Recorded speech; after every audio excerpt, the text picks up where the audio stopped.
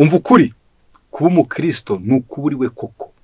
Kuba umukristo si ukwambara umwambaro w'idini, kuba umukristo si ukwambara umusaraba, kuba umukristo si ukuba muri korari, kuba umukristo si ukubwiriza, kuba umukristo si ugufasha, kuba umukristo ni ukuba uri we koko. Reka tukubwire ngo ibyo ushobora kubikora ugambiriye ikindi.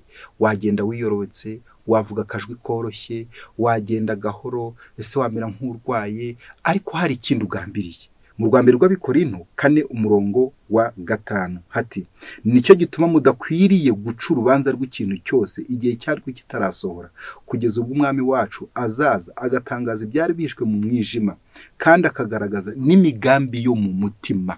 Kuba umukristo ni ukuba ufite umugambi mwiza wo mu mutima, kandi kuba umukristo ni ukuba usa na Kristo, Kristo ari muri wowe, nk'uko byanditswe muri Yohana 17:23.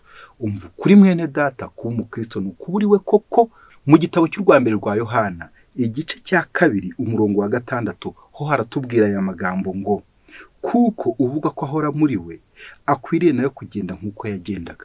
Kuba umukristo ni ukugenda nk'uko Kristo yagendaga. Kuba umukristo ni ukuba Kristo ari muri wowe.